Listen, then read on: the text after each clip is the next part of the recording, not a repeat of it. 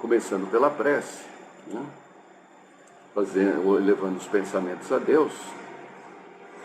Pai nosso que estás nos céus, santificado seja o teu nome. Venha a nós o teu reino, seja feita a tua vontade, assim na terra como no céu. O pão nosso de cada dia, nos dai hoje e sempre. Perdoa, Senhor, as nossas dívidas, assim como perdoarmos aos nossos devedores. Não nos deixeis cair em novas tentações, mas livra-nos do mal que existe dentro de nós mesmos, porque é teu reino, o poder, a glória, a justiça, a esperança e o amor para todo sempre. Que assim seja. Nós vamos escolher um trecho do Evangelho e o trecho escolhido ele vai constar no próprio site agora, né? Em PDF para que alguém possa querer acompanhar, que alguém posteriormente, né? Então, abrindo aleatoriamente, capítulo 5. Bem-aventurados os aflitos. Bem-aventurados os que choram, porque serão consolados. Bem-aventurados os que têm fome e sede de justiça, porque serão fartos. Bem-aventurados os que padecem perseguição por amor da justiça, porque é deles o reino dos céus. Mateus, capítulo 5, versículos 5, 6 e 10. E o trecho para nós aqui que caiu é o suicídio e a loucura. A calma e a resignação adquiridas na maneira de encarar a vida terrena e a fé no futuro dão ao espírito uma serenidade que é o melhor preservativo da loucura e do suicídio. Com efeito, a maior parte dos casos de loucura são provocados pelas vicissitudes que o homem não tem forças de suportar. Se, portanto, graças à maneira por que o Espiritismo faz encarar as coisas mundanas, ele recebe com indiferença e até mesmo com alegria os reveses e as decepções que em outras circunstâncias o levariam ao desespero. É evidente que essa força, que o eleva acima dos acontecimentos, preserva a sua razão dos abalos que o poderiam perturbar. O mesmo se dá com o suicídio. Se excetuarmos os que se verificam por força da embriaguez e da loucura, e que podemos chamar de inconscientes, é certo que, sejam quais forem os motivos particulares, a causa geral é sempre o descontentamento. Ora, aquele que está certo de ser infeliz apenas um dia e de se encontrar melhor nos dias seguintes, facilmente adquire paciência. Ele só se desespera se não houver um fim para os seus sofrimentos. E o que é a vida humana em relação à eternidade, se não bem menos que um dia? Mas aquele que não crê na eternidade, que pensa tudo acabar com a vida, que se deixa abater pelo desgosto e o infortúnio, só vê na morte o fim dos seus pesares. Nada esperando, acha muito natural, muito lógico mesmo, abreviar as suas misérias pelo suicídio. A incredulidade, a simples dúvida quanto ao futuro, as ideias materialistas, em uma palavra, são os maiores incentivadores do suicídio. Elas produzem a frouxidão moral. Quando vemos, pois, homens de ciência que se apoiam na autoridade de seu saber, esforçarem-se para provar aos seus ouvintes ou aos seus leitores que eles nada têm a esperar depois da morte, não o vemos tentando convencê-los de que, se são infelizes, o melhor que podem fazer é matar-se? Que poderiam dizer para afastá-los dessa ideia? Que compensação poderão oferecer-lhes? Que esperanças poderão propor-lhes? Nada além do nada. De onde é forçoso concluir que, se o nada é o único remédio heróico, a única perspectiva possível, mais vale atirar-se logo a ele do que deixar para mais tarde, aumentando assim o sofrimento. A propagação das ideias materialistas é, portanto, o veneno que inocula em muitos a ideia do suicídio, e os que se fazem seus apóstolos assumem uma terrível responsabilidade. Com o Espiritismo, a dúvida não sendo mais permitida, modifica-se a visão da vida. O crente sabe que a vida se prolonga indefinidamente para o além-túmulo, mas em condições inteiramente novas. Daí a paciência e a resignação, que muito naturalmente afastam a ideia do suicídio. Daí, numa palavra, a coragem moral. Deixarei de ler o último tópico, para que vocês tenham alguma coisa para, inclusive, continuar refletindo, mas isso está muito claro. Óbvio que todo o Evangelho, né, por ser uma boa nova, ele se reporta aos dias de hoje. Então, nós como espíritas que temos convicções de sobrevivência da alma, individualidade do espírito, a vida após a morte, a reencarnação, o reconhecimento da lei de causa e efeito, para nós, esse momento é óbvio que traz alguma angústia, mas nem se compara ao sofrimento que já estão passando os materialistas. E os materialistas aqui não são aqueles que simplesmente falam somos materialistas. Não, são aqueles que vivem o materialismo que, para nós, é o excessivo apego às coisas materiais, é o excessivo apego às posições, é essa ilusão social que traz ao indivíduo imaginar que a vida se resume a isso. Né?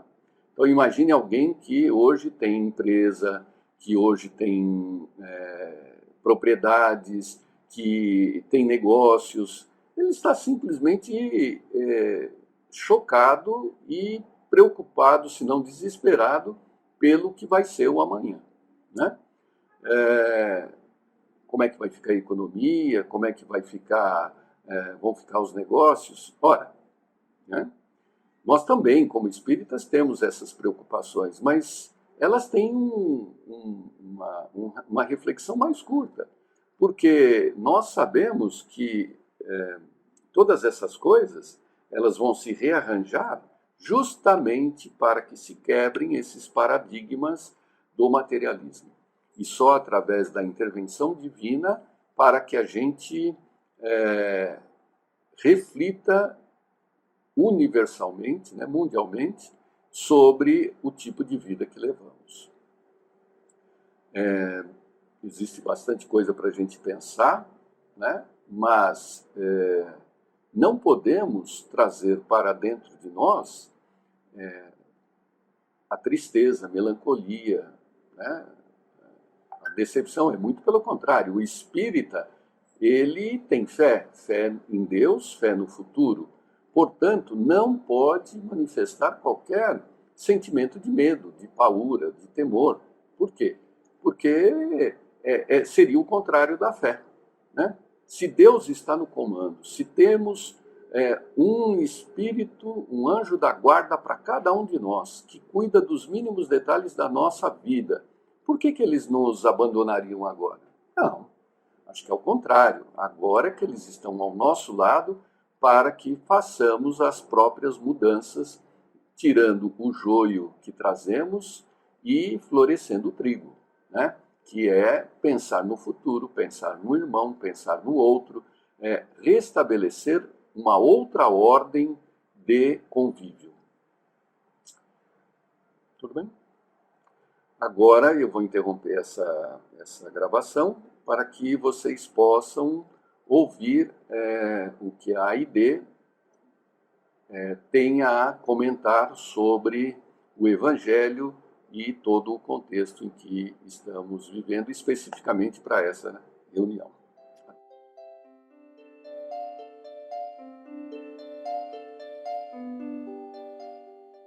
Boa tarde a todos.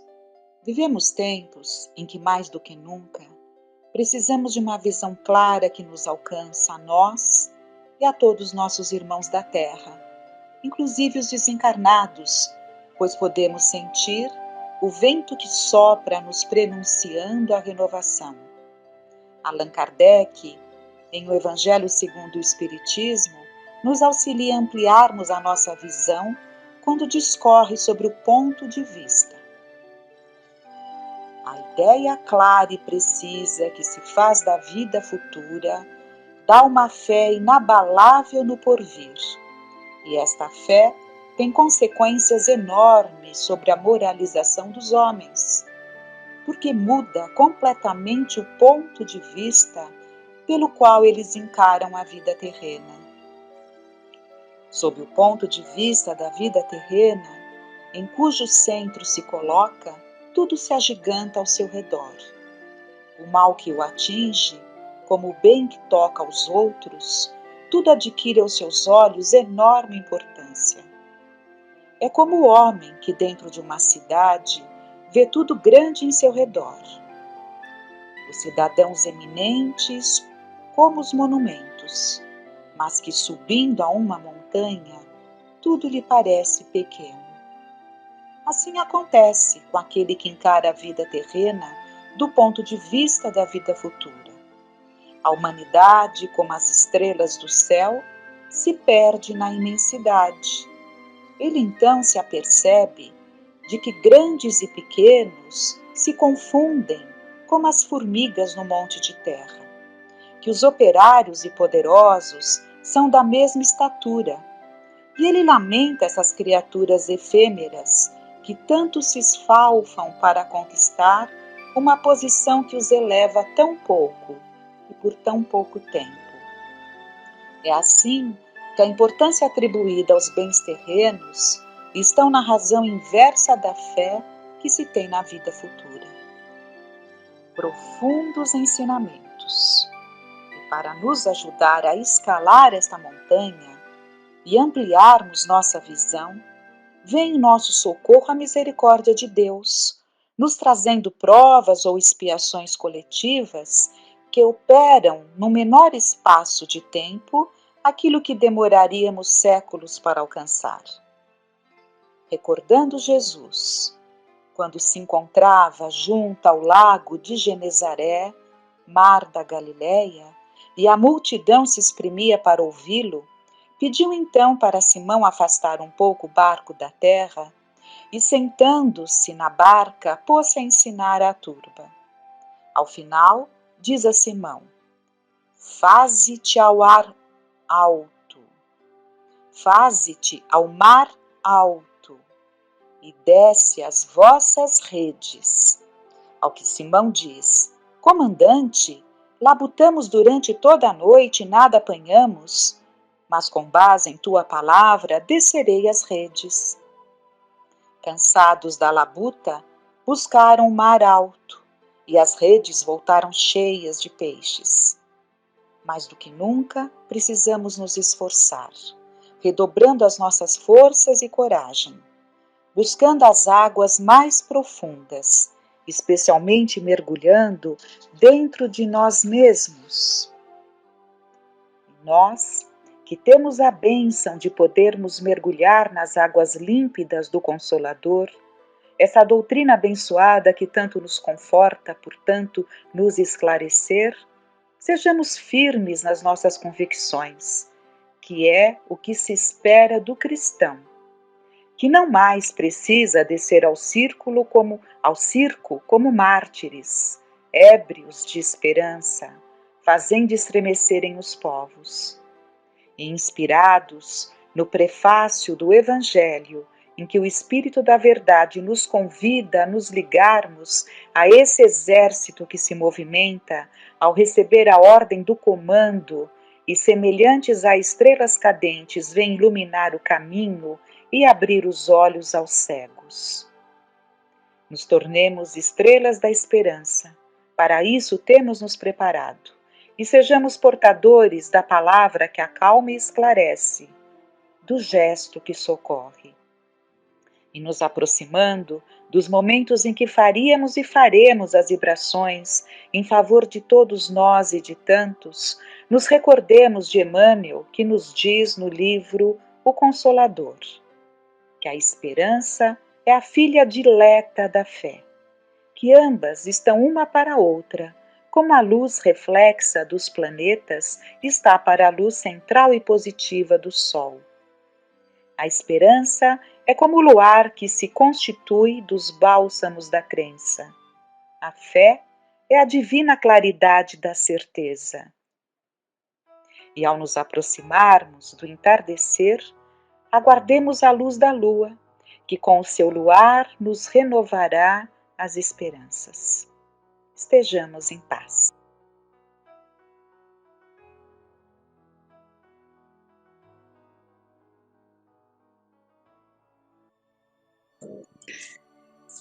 Boa noite a todos.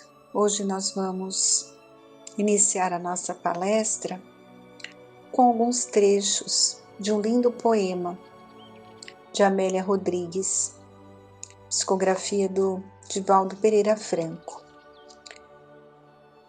O nome do poema é Poema de Gratidão. Ele é muito longo, nós não vamos ler todo porque o nosso tempo é curto, mas Amélia Rodrigues, ela o tempo todo no poema vai agradecendo por várias coisas que a vida nos proporciona. É muito lindo. Vou colocar a cópia no site para quem quiser ver ele por inteiro, porque nos faz refletir o quanto temos que agradecer. Então vamos lá, eu vou ler algumas frases mais importantes. Muito obrigada, Senhor, pelo que me deste e pelo que me dás. Obrigada pelo pão, pela vida, pelo ar, pela paz. Muito obrigado pela beleza que meus olhos veem no altar da natureza.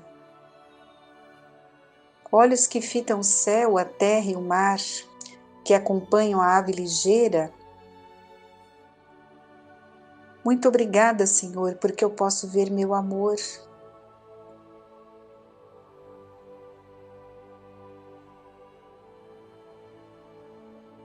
Pelos ouvidos meus que me foram dados por Deus,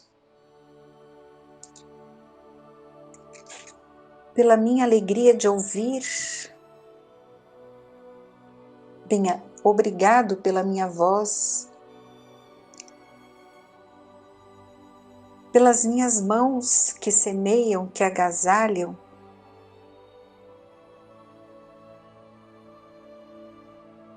obrigado, Senhor, porque me posso movimentar. Obrigado, por fim, pelo meu lar. É tão maravilhoso ter um lar. Que dentro dele exista a figura do amor, da mãe, do pai, a companhia de um cão, a presença de um amigo, alguém que nos dê a mão. E esse trecho é maravilhoso. Mas se eu a ninguém tiver para me amar, nem um teto para me agasalhar, nem uma cama para me deitar, nem aí reclamarei.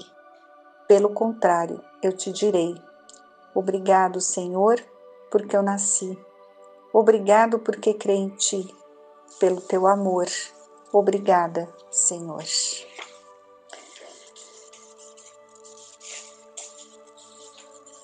Por que devemos agradecer? Qual o sentido da gratidão? Seria o sentimento de gratidão a força que nos conecta a Deus? A gratidão é o sentimento que desencadeia o reconhecimento da necessidade da nossa reforma íntima, nossa mudança interior, e nos proporciona uma posição de aceitação frente às dificuldades. Porque o sentimento de gratidão, ele nos oferece uma pequena e substancial amostra do que é felicidade. Quando você sente gratidão, você está concentrando sua atenção em Deus e nas bênçãos que Ele lhe presenteia, não é mesmo? Vejam esse lindo poema da Amélia Rodrigues. São pequenas coisas, o fato da gente enxergar, da gente poder andar, da gente ter as mãos que podem abençoar, ter um lar. E se não tivermos nada disso, porque passamos pelas provações, né, de não ter um corpo perfeito, de não poder enxergar, de não poder ter uma família, nós temos a Deus. E só por isso, como ela falou, nós já temos que ser infinitamente gratos de sermos filhos de Deus e sabermos disso, saber que não estamos desamparados. Como é bom acreditar nisso, não é? Quantos são os que sofrem porque não acreditam? E a Joana de Ângeles, a mentora do nosso querido Divaldo Franco, ela tem um texto muito bonito e ela nos alerta sobre essa questão da gratidão. É no livro Desperte e Seja Feliz. Ela fala que reclamação é perda de tempo. É uma coisa que nós tanto fazemos, né? Principalmente quando estamos cansados de alguma situação, a gente reclama muito.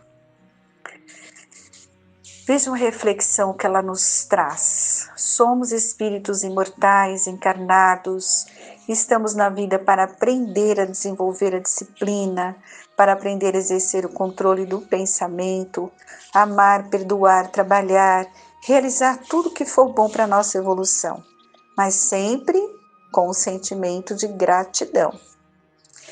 Nesse exercício, nós vamos desenvolvendo harmonia íntima, paz e uma relação profunda com a espiritualidade superior e, portanto, com Deus, nosso Pai. Todos gostamos de viver. E por que será? Porque viver é bom e assim precisamos ser gratos à vida que Deus nos presenteou. Se temos o costume de reclamar, vamos nos esforçar para evitar esse sentimento e mudar esse padrão mental. Vamos trocar a reclamação pela gratidão. Exercício difícil, mas se estivermos atentos, nós conseguimos. Sejamos gratos. Vamos agradecer a Deus por todas as coisas que Ele nos proporciona. Muito difícil agradecer nos momentos complicados da vida, mas temos que fazer essa tentativa. Sabemos que não é por acaso que passamos por alguma dificuldade. Esse momento mesmo da pandemia, momento de transição do planeta, de resgate coletivo, é um momento de muito aprendizado. E temos que agradecer a oportunidade, sim, porque vamos evoluir muito com essa situação. A gratidão vai gerar uma sintonia positiva e, portanto, vai abrir portas, mostrar saídas, soluções e tudo mais para os conflitos internos. E por que não também para as dificuldades externas, né? Vai nos colocar numa posição de equilíbrio. Vamos conseguir observar mais tranquilamente e tirar as lições que tudo está nos oferecendo. Vai nos trazer paz interior. A vida é um presente a todos nós, por mais dolorida que ela se apresente. Reclamar não vai resolver, mas a oração sempre conforta, acalma e nos apresenta, na medida que nos sintonizamos com a espiritualidade maior, possibilidades de correção e solução para os problemas e dificuldades. Por que não, na oração, pedir a Deus que nos ajude e agradecer tudo que nos é proporcionado e que normalmente não percebemos, né? Então, nesse poema de gratidão, Amélia Rodrigues nos mostra, né, de uma maneira simples, como deveríamos sentir e viver a vida e agradecer o tempo todo por tudo que temos. E nesse trechinho que ela diz: mas se eu ninguém tiver, nenhum teto para me agasalhar, uma cama para eu deitar, um ombro para eu chorar, ou alguém para desabafar, não reclamarei, não lastimarei, nem blasfemarei, porque eu tenho a Ti, Senhor. esse trecho é de uma beleza imensa, porque ela nos mostra, nesse sublime poema, todo o seu amor a Deus, nos presenteando de uma forma ímpar o seu agradecimento pela vida que esse Deus de amor lhe oferece. Não é mesmo? Porque muitos passam por situações bem dolorosas. Não tem mesmo um teto para se agasalhar, não tem uma cama, não tem um ombro amigo para poder se consolar, mas ele tem a Deus. Todos nós temos a Deus, ninguém está sozinho nesse mundo. Existe uma frase que é atribuída a William Shakespeare, que diz: a gratidão é o único tesouro dos humildes. Belíssima também, não é? Tantas coisas boas para nós refletirmos. Por isso que é importante estarmos aqui agora, lendo esse texto, refletindo sobre esse sentimento tão importante em nossas vidas.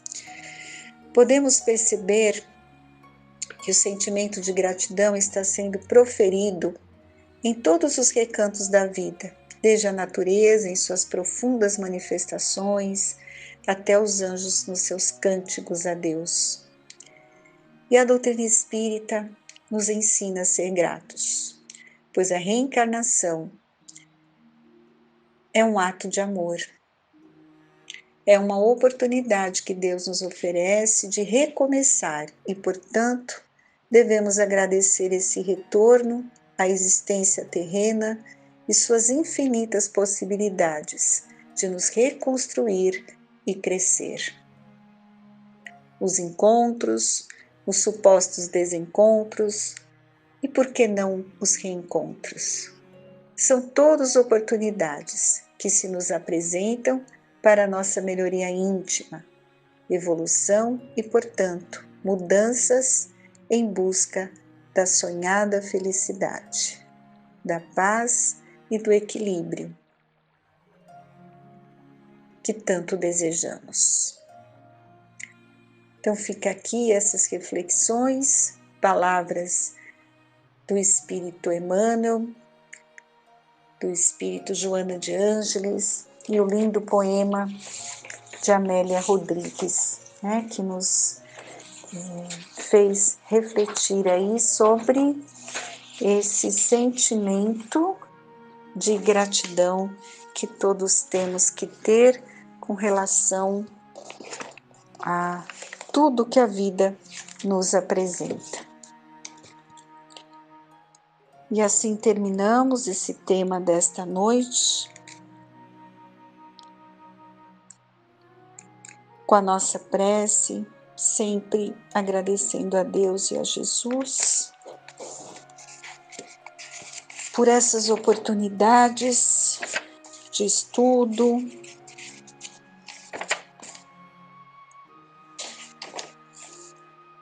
da doutrina espírita, terceira revelação, o Consolador prometido por Jesus. E em nossas preces, lembremos sempre de agradecer.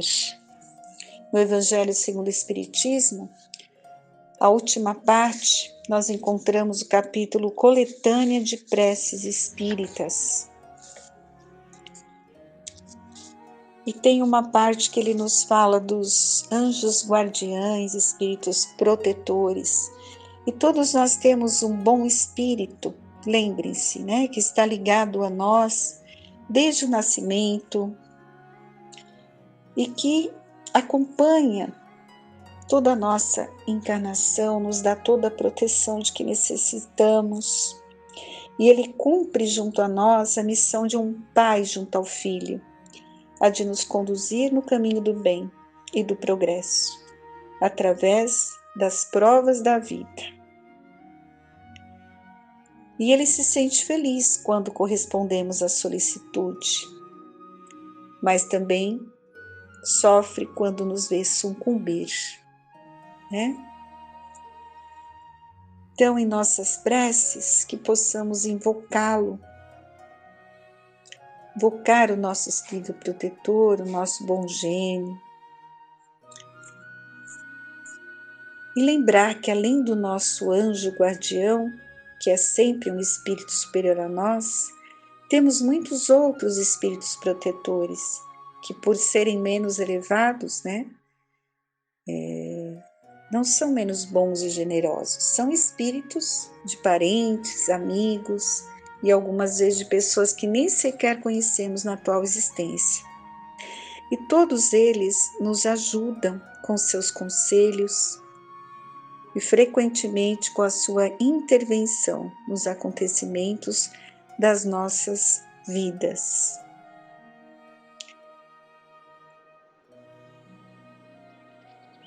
Então, elevemos sempre o pensamento, a prece a esses espíritos que são mensageiros de Deus, cuja missão é assistir aos homens e conduzi-los pelo bom caminho. Ampararmos nas provas difíceis desta vida e pedir a todos eles que nos dê a força de sofrer as provações, desviar os maus pensamentos, esclarecer a nossa consciência sobre todas essas dificuldades, tirando dos nossos olhos o véu do orgulho.